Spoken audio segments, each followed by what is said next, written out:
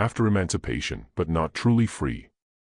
Although the Civil War came to its conclusion in 1865, formally ending slavery across the United States, freedom in Alabama never arrived simply for those who had been held in bondage. Plantation owners, politicians, and sheriffs devised fresh methods to maintain control over black people. Daily existence in places such as Shelby County and Jefferson County still centered around cotton cultivation, iron furnaces, and coal extraction, all of which depended upon inexpensive labor. Freed men and women were technically at liberty, yet remained ensnared by destitution and racial terror. Many found steady employment impossible to secure because white employers declined to hire them justly, while others lived under persistent threat of apprehension if unable to produce documentation verifying employment. White vigilante organizations like the Ku Klux Klan tormented families, setting fire to homes and houses of worship. By the closing years of the 1800s, countless black families throughout Alabama came to understand that freedom signified survival rather than success. They cultivated modest land parcels as sharecroppers, continuously sinking further into indebtedness to white landowners. The former bonds of enslavement had been exchanged for fresh restraints composed of legislation, debt, and dread. For individuals such as Green Cottenham, born into such circumstances, liberty was never genuinely assured. It remained delicate, contingent, and perpetually on the verge of being snatched away once more. The emergence of vagrancy statutes. During the years following emancipation, Alabama enacted legislation that criminalized merely being impoverished and black. These were designated vagrancy laws. Should a man travel along a pathway lacking proof of employment, immediate arrest could follow. If someone paused to rest near a train depot or appeared unoccupied in a sheriff's judgment, that sufficed to land him in jail. By 1900, these regulations had evolved into one of the most potent mechanisms for re-enslaving African Americans. They granted sheriffs and magistrates authority to apprehend virtually anyone at their discretion. Court proceedings moved swiftly and ruthlessly, hearings occasionally spanning merely minutes. Following conviction, the man incurred a fine he could not pay, and that obligation transformed into labor. County administrations leased inmates to enterprises like Tennessee Coal, Iron, and Railroad Company, subsequently acquired by U.S. Steel. These corporations received robust young men for their extraction operations and furnaces, while the state generated income. For the black community, this arrangement meant every street corner, every courthouse, and every law enforcement officer represented a potential snare. This was not justice. It was commerce. And it transformed ordinary existence, merely walking into town or seeking employment, into a lethal gamble. Green Cottenham's 1908 arrest was no legal accident. It represented the calculated outcome of a framework designed to maintain black men in bondage long after slavery had been formally abolished. Industrial appetite for inexpensive labor. By the dawn of the 20th century, Alabama had emerged as one of the South's industrial hubs. Cities including Birmingham and Bessemer flourished with iron production, railway systems, and coal extraction. Yet behind the ascending smokestacks lurked a hunger for laborers, robust, cheap, and disposable. Corporations such as Tennessee Coal, Iron, and Railroad Company, and subsequently U.S. Steel, expanded their activities at unprecedented velocity. To feed the blast furnaces and extract coal from underground, they required thousands of workers willing to endure danger for virtually nothing. However, white laborers frequently resisted such conditions, forming unions or demanding improved compensation. The remedy for both corporations and the state involved turning to convict leasing. Under this system, county jails supplied businesses with black men arrested on vagrancy or minor charges. These individuals were leased for months or even years, compelled to labor under armed supervision without wages and with no means to purchase their liberation. For the corporations, expense remained minimal. For Alabama, the revenue sustained county finances. But for the men within the mines, this represented slavery resurrected. The framework rendered human existence expendable. Should an inmate collapse from exhaustion, another could be extracted from the county jail within days. Alabama's industrial ascent was constructed upon the shattered bodies of black laborers possessing no voice, no rights, and no avenue of escape. Green Cottenham's early existence. Green Cottenham entered the world in Shelby County, Alabama during 1883, nearly 20 years following the Civil War. He was offspring and grandchild of individuals who had endured enslavement. Yet his own childhood carried numerous identical burdens. His family inhabited rural countryside where cotton fields extended for miles and prospects for black families remained virtually non-existent. Most African Americans in Shelby County toiled as sharecroppers or tenant farmers, bound to white landowners through debts that swelled annually. Green's parents likely struggled to maintain provisions, depending upon small gardens, livestock, and church communities for survival. Education remained scarce. Black educational institutions in rural Alabama received minimal funding, often consisting merely of wooden structures with a single instructor for dozens of children. Green matured in a world where white supremacy functioned as law, enforced by both local authorities and violent organizations targeting black families. By the time he reached adulthood, employment beyond agriculture proved difficult to secure. Industrial enterprises in nearby Birmingham offered work, yet discrimination ensured that the most hazardous and lowest compensated positions went to black men. Green's everyday reality involved constant uncertainty, never certain whether he could earn sufficient means to survive, perpetually conscious that a mere accusation could land him in confinement. He existed as a young man living in slavery's shadow within a state where liberty remained fragile and conditional. By 1908, when he had reached merely 22 years of age, his destiny would be determined not by criminal activity, but by the framework awaiting to ensnare him. Apprehension without offense. Prior to continuing our narrative, if you're finding it engaging, remember to subscribe to the channel so you won't miss upcoming authentic stories about enslavement. Let's proceed. During March of 1908, Green Cottenham's existence transformed irrevocably. He was 22 years old, standing upon a street in Columbiana, the county seat of Shelby County. For the local sheriff, this sufficed to designate him as questionable. The accusation was vagrancy, an imprecise charge applicable to nearly any black man not actively laboring under white employers' observation. Vagrancy demanded no evidence of theft, violence, or misconduct. It merely signified that authorities could assert a man possessed no visible livelihood means. For African Americans in Alabama, this represented a trap awaiting at every intersection. Walking to a railway station, visiting relatives, or even pausing at roadside could invite arrest. When Green was taken into custody, the determination concerned not justice but profit. Sheriffs and county officials understood that each arrested black individual meant income through convict leasing. Within days, he was brought before a local magistrate. The proceeding moved swiftly and held virtually no significance, lasting merely minutes. He possessed no legal representation, no opportunity to defend himself, and no funds to pay the penalty imposed by the court.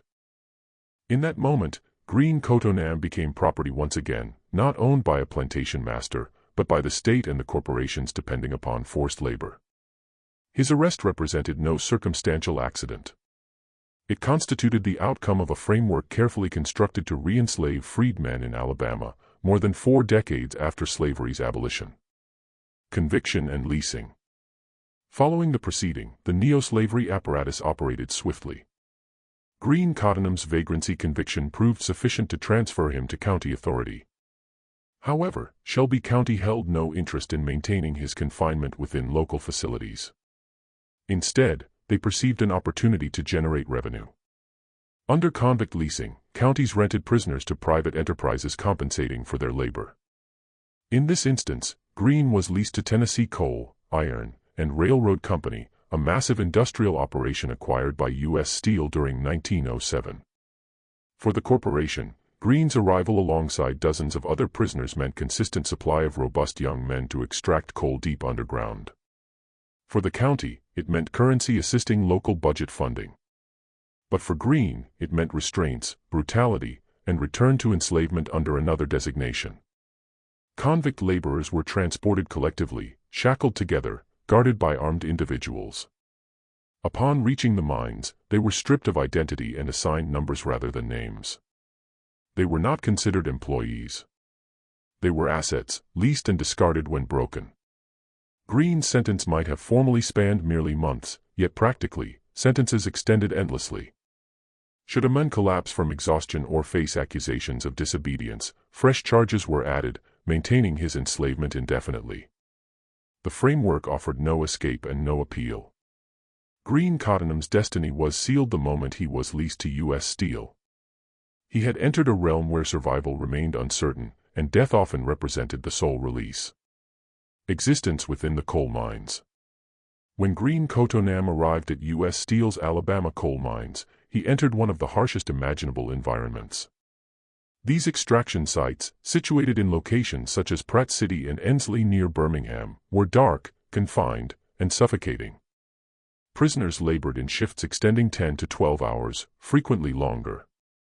The atmosphere underground was dense with coal dust, filling lungs and inducing chronic coughing. The tunnels remained unstable, with cave-ins representing constant threat. The men excavated using picks and shovels by dim oil lamplight, perspiring in heat and choking on dust. Sustenance was meager, primarily cornbread, fatback, and beans, never sufficient to replace calories expended during brutal labor. Water was contaminated, occasionally transported in buckets from adjacent streams. Rest came upon wooden planks or bare earth, often in crowded barracks near the mines where men were restrained together overnight. Illness spread rapidly under these circumstances. Pneumonia, tuberculosis, and infections from neglected wounds were commonplace. Unlike free workers, convict laborers possessed no voice, no union, no means to protest their suffering. Should a man become ill or collapse from exhaustion, guards compelled him back to labor or substituted another prisoner. To the corporation, these individuals were not human beings, they were implements. Green Cottenham, like hundreds of others, confronted each day knowing his existence could terminate in a collapsed tunnel or through illness, and the outside world would never learn his identity. Discipline and monitoring. The mines represented not merely workplaces, they functioned as prisons enforced through violence. Guards carried whips, shotguns, and pistols. Any indication of resistance, working too slowly, pausing for rest, or even meeting a guard's gaze, could trigger immediate punishment. Whippings were frequent and brutal, leaving profound scars across backs and shoulders. Men were restrained in leg irons while working, compelled to drag iron cuff weight through mud and coal dust. At night, prisoners were confined within stockades surrounded by barbed wire, with armed guards patrolling to prevent escape. The framework was designed to crush both body and spirit. Even minor infractions could extend a man's sentence indefinitely. Should a prisoner face accusations of insubordination or laziness, fresh charges were added, rendering freedom impossible. Families outside frequently never received communication from their loved ones again. Green Cottenham existed under constant surveillance with no privacy, no respite, and no hope. Every moment was controlled, when he ate, when he rested, how he worked, and how he was punished. Guard authority was absolute, and cruelty was encouraged to maintain compliance. In this realm, fear represented the most powerful weapon.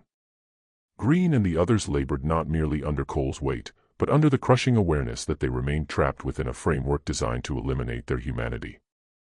Punishment was not exceptional, it was the rule. It ensured obedience, but it also ensured hopelessness. Cottenham's demise in captivity. By spring of 1908, Green Cottenham had spent merely months in the coal mines, yet brutal conditions had already shattered his physique. Day following day he toiled in suffocating tunnels, inhaling coal dust that scarred his lungs and subsisting on meager rations, leaving him weakened and malnourished. Physical punishment and endless exhaustion exacted their toll rapidly. Records indicate numerous prisoners endured only weeks before falling ill. Pneumonia, tuberculosis, and infection spread unchecked in squalid barracks where men were restrained together overnight. Medical attention was non-existent. Should a prisoner prove unable to work, he was frequently abandoned to die. For Green, deterioration came swiftly. At merely 22 years old, his health declined beyond recovery. Guards and supervisors perceived him not as a human being deserving rescue, but as an implement that had worn out. During that spring, he perished within the Pratt Mines camp near Birmingham. His death certificate attributed disease as cause, but the actual cause was the framework itself, a mechanism constructed to extract every labor ounce until the body surrendered. Like countless others, Green was interred in an unmarked grave, his narrative nearly erased. His family likely never viewed his body, never received answers, and never discovered resolution. For them, silence replaced justice. For Green, death represented the ultimate escape from an enslavement that should never have existed. Neo-slavery's legacy. Green Cottenham's narrative concerns not merely one individual's suffering. It concerns a framework that defined existence throughout Alabama and across the South for decades following the Civil War. Convict leasing transformed liberty into a fragile illusion. Between the late 19th and early 20th centuries, thousands of black men were entrapped, arrested on false accusations, and compelled into mines, timber camps, and agricultural operations. Their labor constructed the prosperity of powerful corporations such as U.S. Steel and sustained local governments through leasing revenue. This framework's legacy is inscribed into Alabama's history. Birmingham's emergence as an industrial city was made possible through the blood and suffering of individuals like Green. The so-called New South prided itself upon progress and industry, yet the progress remained chained to black prisoners' bodies. For the African American community, trauma persisted across generations. Families were shattered, identities forgotten, and justice denied. Even after convict leasing formally concluded in Alabama during 1928, alternative forced labor forms and racial injustice replaced it. Green Cottenham's 1908 demise represented not slavery's narrative conclusion, it demonstrated that enslavement had been resurrected in alternative form. His unmarked grave stands as symbol for countless others whose lives were consumed by greed and racism. Remembering his narrative proves essential because it compels us to recognize how liberty was repeatedly stolen long after emancipation was proclaimed. It serves as a reminder that history's chains were never easily broken.